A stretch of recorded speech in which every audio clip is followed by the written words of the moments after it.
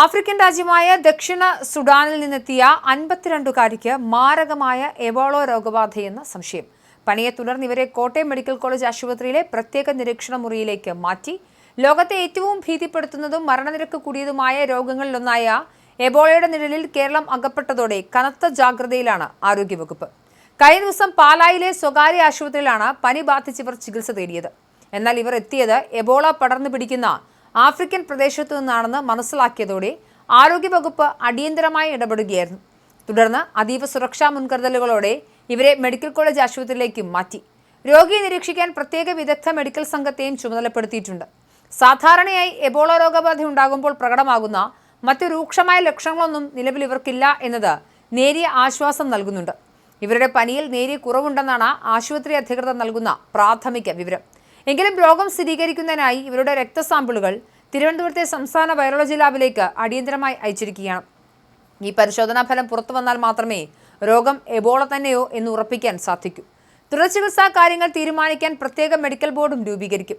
ലോകം കണ്ടിട്ടുള്ളതിൽ വെച്ച് ഏറ്റവും മാരകവും ഭയാനകവുമായ പകർച്ചവ്യാധികളിലൊന്നാണ് എബോള.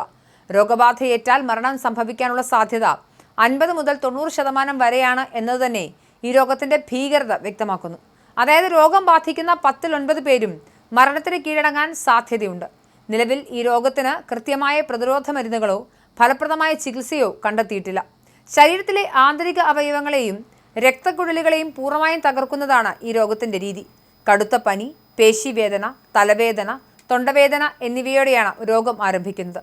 രോഗം മൂർച്ഛിക്കുന്നതോടെ ആന്തരികവും ബാഹ്യവുമായ രക്തസ്രാവം ശരീരത്തിലെ സുഷിരങ്ങളിലൂടെയും കണ്ണിൽ നിന്നും മൂക്കിൽ നിന്നുമൊക്കെ രക്തം വരുന്ന സാഹചര്യം ഉണ്ടാവുകയും ആന്തരിക അവയവങ്ങൾ പ്രവർത്തനരഹിതമായി രോഗി മരണപ്പെടുകയും ചെയ്യും.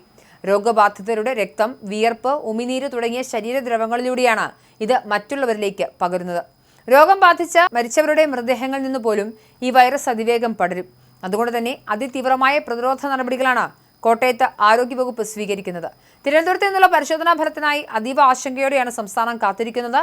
കഴിഞ്ഞ ദിവസങ്ങളിലെ റിപ്പോർട്ടുകളെ അടിസ്ഥാനമാക്കി കോങ്കോയിലെ സ്ഥിരീകരിച്ച എബോള കേസുകളുടെ എണ്ണം 600-ന് മുകളിലേക്ക് ഉയർന്നിരുന്നു. 139 മരണങ്ങൾ ഉൾപ്പെടെയാണിത്.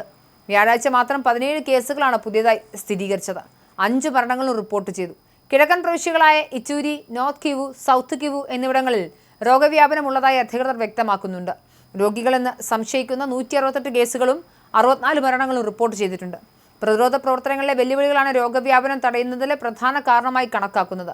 എബോള ചികിത്സാ കേന്ദ്രങ്ങളിലെ സൗകര്യങ്ങളുടെ കുറവ്, നിയന്ത്രണ സാമഗ്രികളുടെ ലഭ്യതക്കുറവ്, ധനസഹായത്തിലുള്ള ക്ഷാമം തുടങ്ങിയവയാണ് പ്രധാനമായും വെല്ലുവിളിയായി കണക്കാക്കുന്നത്. എന്തായാലും എബോള വൈറസിന്റെ സാന്നിധ്യം കേരളത്തിലും എത്തിയോ എന്നുള്ളതാണ് ഈ നിമിഷത്തെ ഏറ്റവും പ്രധാനപ്പെട്ട ആശങ്ക.